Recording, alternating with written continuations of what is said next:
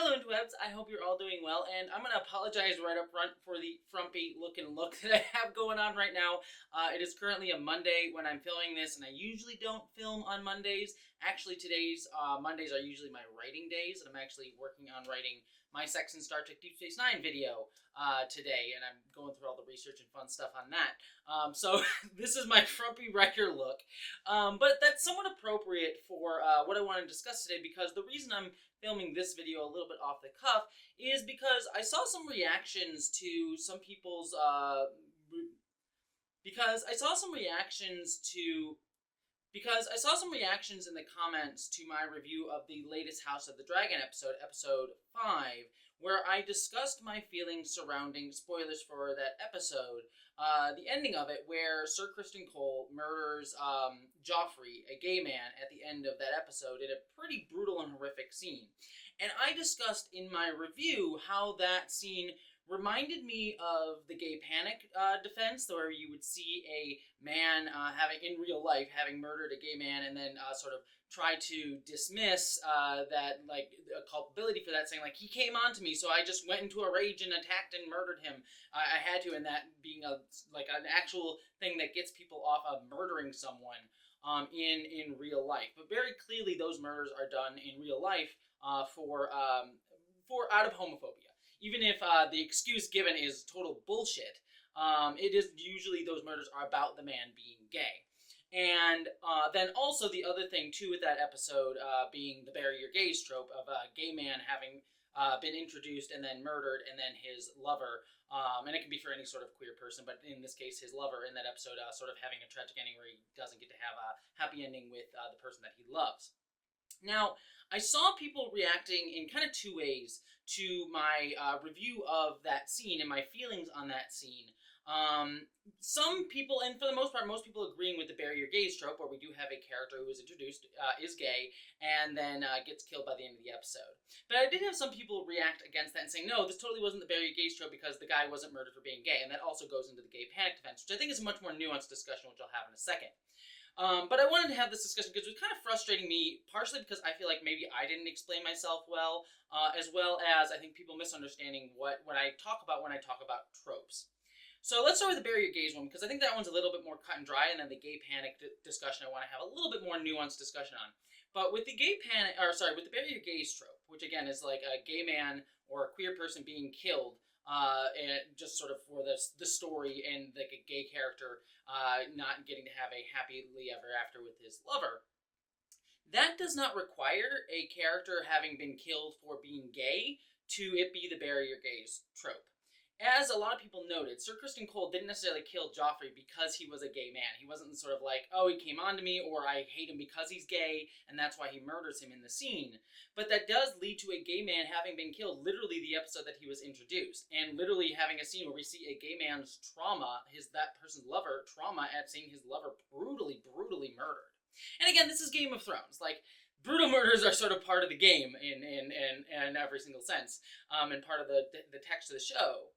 But just to have a gay man be introduced and murdered in that way, and then seeing gay trauma depicted that way, is very much just leaning into that trope. And trope doesn't necessarily mean that it's bad or bad writing or doesn't fit the world, or that it's inherently like a bad technical choice for the story at play necessarily. But it does mean that it leans into tropes that are ultimately very harmful because of their ubiquitousness. The bury your gays tropes is not a problem in and of itself when it's done within a piece of media. The problem is its ubiquitousness across a lot of media, and how it depicts gay people as never getting to have happy, healthy lives. So again, you could argue within House of the Dragon that it is a fine scene to depict within the show, but it does lean into those tropes. And there's an easy way for the House of the Dragon to have gone against this to like fix this problem, is that have more gay characters in the show. As far as I'm aware, at least not yet, we don't have any other textual LGBTQ characters within the show. Possibly some of the sex worker characters might be LGBTQ. I think we might have seen leanings of that, but I don't think it's anywhere confirmed. And also that leans into its own trope about like, oh, only sex workers are LGBTQ or something like that, which is its own whole discussion, and we we could talk about sex work. Again, sex work is work. I'm not shaming that in any way, shape, or form. But that's its own whole discussion. But it would have been an easy fix to be like, not necessarily makes the bury your gay tropes like excusable necessarily, but they'd have more gay characters. It would have been more allowed, or at least it would have been a little, allowed is the wrong word, gone down a little bit easier for me as someone watching the show. And while Rhaenyra and Alicent as characters in the show are two women who the actors have played the characters as having some sort of understated, unstated like feelings and emotions for each other that comes out of like youth and not really knowing. The actors have been open about that. That wasn't something that textually the writers of the show were talking about. That was something the actors brought to it, and they discussed that in some of their interviews. Anyways, I just saw some people reacting against my review, saying like, "Well, he wasn't murdered for being gay, so why are you complaining it's the bury your gays trope? Are you overanalyzing? Are you looking too much into it?" It's like, no, it's me pointing out that this is something that this show is leaning into. That number one, spoilers for the book, isn't in the book. Like they added that, like it's hinted at, but the exact way that it works out in the show is not exactly the same, and it could have easily been done a bunch of different ways, not leaning into this type of trope. And again, it's not saying that it's badly written or bad for the show and not the argument couldn't be made. It's just something, as a gay person, or as a queer person, I should say, watching this, it was just something that like, that's hitting me in that area, in that thing that I've like, I've seen this a whole bunch, and it's really kind of, I'm not like sitting here being like, I'm traumatized by it, though some people rightfully could be like deeply, deeply upset. It's more just kind of disappointing and frustrating to see it come up in this show that it didn't necessarily require it or could have done it better in certain aspects. Now, where it gets a little bit more nuanced, and why I do want to have the kind of conversations where I said that the scene was reminiscent of the gay panic defense. And a lot of people said, like, Jesse, this has nothing to do with the gay panic defense. And if you go back and watch my review, maybe I misspoke and misstated it a little bit at the time and didn't communicate it well, was I said that this is not the gay panic defense exactly. I'm not saying that Kristen Cole murdered this man because he was gay. What I am saying is it does evoke that the way the scene was depicted and shown feels like it draws from that imagery a lot. And it is hard to watch that imagery of a straight man murdering a gay man. And to a degree, well, it is, Sir Kristen Cole is more like dealing with his own sense of internalized masculinity, which, by the way, is often what's happening when a straight man murders a gay man. It's often having to do with like some sort of internalized homophobia, internalized dealing with their own masculinity that they're sort of pushing out on a gay man in violent ways. While it's not exactly because he's gay, it is that sort of element of it that he's dealing with that does evoke that. And two, the fact that like the whole scene is about a gay man going up to a straight man and saying like, hey, we're both the sort of paramours, the side pieces of these two people, and we should kind of stick together and sort of like try and play a trump card on him and have like a power play on him. And so that element of it is still like, because there's an element of his gayness being part of that story, even if it's not textually exactly like Kristen Cole murders him for being gay, it's still an element of it that if the man was not gay, this scene would not have happened, and this outcome would not have occurred. So there is still an element of homosexuality having played a part in the story. But even more than that, it's not necessarily, again, what I was saying before, that it is the gay panic defense. It's not that it is that. It is that it evokes that in a lot of senses, that imagery that it showcases, and the anger and vitriol and the places that it comes from for these characters, even if it's not one for one the same match, does pull from that. And there is an element of me, I haven't seen the next episode yet, no one has, because the episode's not out yet, but I could even see, and I don't know if the show's going to do this or not, but the very fact that I could see this does sort of irk me a little bit, is you could easily see Sir Kristen Cole saying that, right? Being like, well, I murdered him, like using that as the excuse to excuse what happened. It was like, well, he came on to me, and everyone knows that he's gay. Like he has the name the Knight of Flowers. I mean, everyone kind of knows that he's gay, and I can just say that he came on to me, and that sort of will get me to be excused from dealing with the repercussions of my actions. And he still gets to go on to be in the Knight's Guard. Again, minor spoilers for the book, literally just for the next episode. Like, Kristen Cole stays the Knight's Guard. He doesn't get thrown out for this action. Now, the reasoning that may occur may be different, but you could quite possibly be that being the argument used. He came on to me, so I murdered him out of that. And that's something you see with the gay panic defense defense quite often, it's never that is actually what it actually is. It is usually obfuscating or trying to find a legal loophole that was permissible at the time and still is in certain places to allow him to get off for having murdered a gay man. So when we say the gay panic defense, it's not literally just has to be one for one that argument, but that can be used to get someone off. And even if that is not what happens in the next episode, though it could be, it still evokes that imagery. It still evokes that same sort of visualization in a way that still irks me having watched it. And it goes back to what I was saying with House of the Dragon in my review. It is a show that, and I've already like looked on like far right boards who have people who have watched this episode. There are people that like agreeing with Kristen Cole for having done what he did because he sort of like avoided being cucked by Rhaenyra.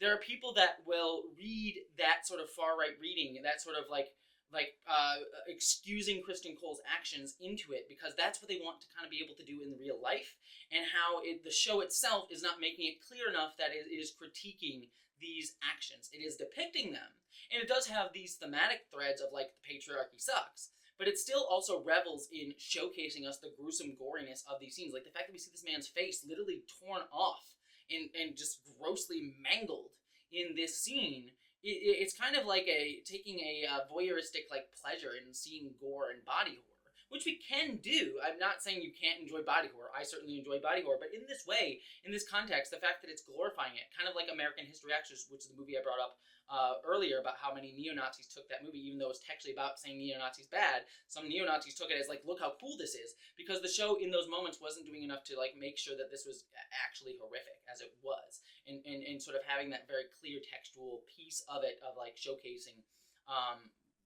why this is wrong. Again, not having to stop and speechify, but still showcasing that. So that's what I'm sort of talking about when I say that this is not necessarily like one for one the gay panic defense. But it doesn't necessarily need to be to sort of draw upon that imagery, evoke that imagery, and still also even reflect it literally in how sometimes the gay panic defense is used in real life. And I guess it's something that, like, I need to be somewhat better about, but also it sometimes frustrates me that sometimes the way that I communicate it is not taken in good faith, but in sort of antagonistic ways. And I know most of my comments are actually, like, most of you out there, I'm not putting this on everybody. Most of the comments I get are actually fairly open to, even if I didn't communicate it well or they have a differing opinion, most of you are fairly respectful and things like that.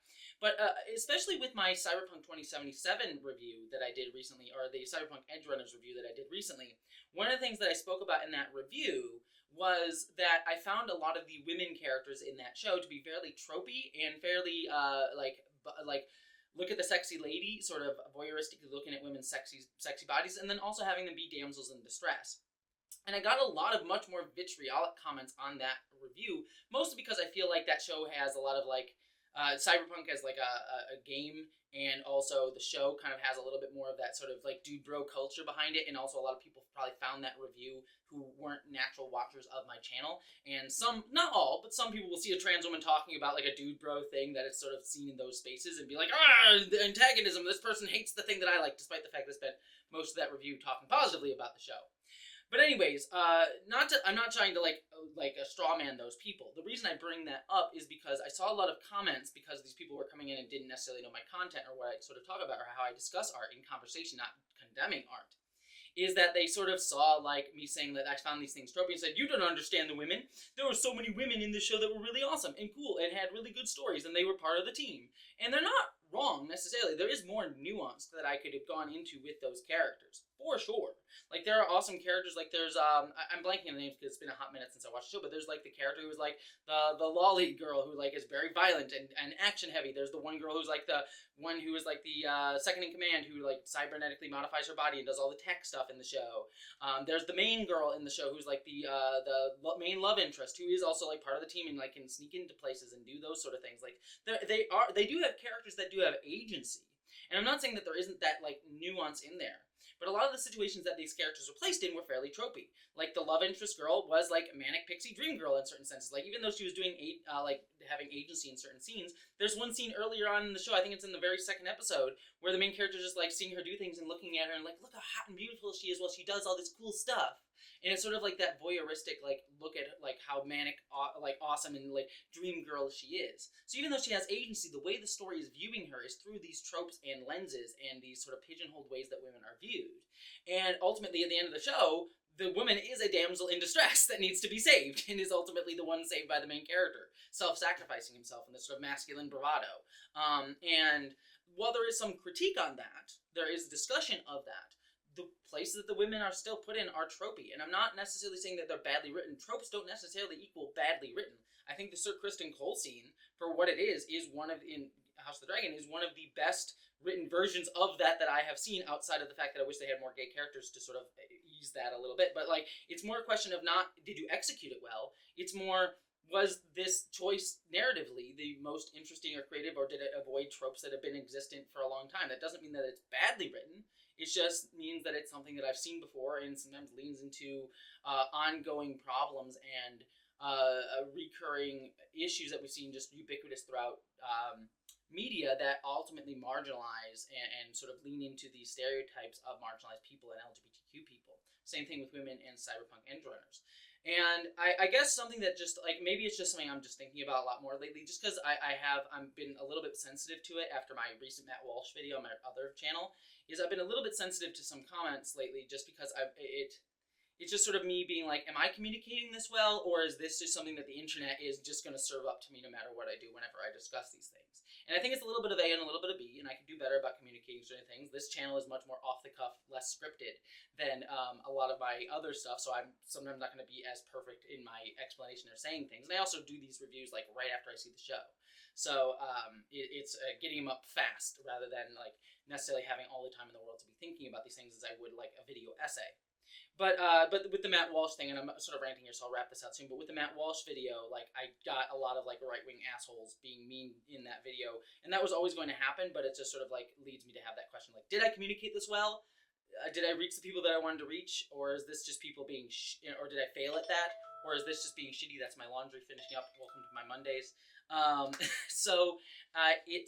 It's just, that video kind of made me sensitive, which is why I kind of need to take a mental health break after I finish my next Matt Wolf video for my main channel. I'll still be doing reviews here. But I need a mental health break just so I can, like, not have anxiety about writing. Because right now, even writing this Deep Space Nine video today, I have anxiety about, like, am I doing this right? Did I get it correctly? Am I communicating this well? And while the stakes are less high with the Deep Space Nine video than, like, the Matt Walsh thing where I'm talking about transphobia or these reviews, that anxiety lingers all the same, and it still happens with when I do reviews of these shows. And again, that's not hating on anybody who disagreed with me in my review. I'm just sort of explaining myself a little bit more, because I felt like maybe I didn't communicate myself well enough and wanted to have that conversation, while also being honest with all of you about where I am at personally with my feelings on my anxiety right now. Because I feel like I need to put it somewhere. I don't know if I'll put it in, like, a main video essay, but might as well be open about it somewhere, about where my anxiety is set, and how, like, in other places, not this channel, transphobia can cause anxiety for creators like myself, and it's something I'm struggling with a little bit at the moment as a creator. And when you create something and write something, you try to write to communicate and come across and get your ideas across to somebody, not to antagonize someone typically. Some people will like to antagonize. That's not my goal. So yeah, it's a learning curve in many areas. Anywho, I just wanted to have that discussion and talk it out with all of you. I'd be curious to hear all of your thoughts now that I've explained myself a little bit better, hopefully. And I wonder if you all still disagree with me. That's totally fine. I just ask that it not be antagonistic. And again, most of you have not been. I'm just being like, maybe I can explain myself a little bit better here. Hopefully all that made sense. Again, frumpy writer, Jessie, Monday mode. I'm going to go get my laundry, because that was my laundry timer. And I bid you all adieu, sending you love, and live long and prosper, everybody.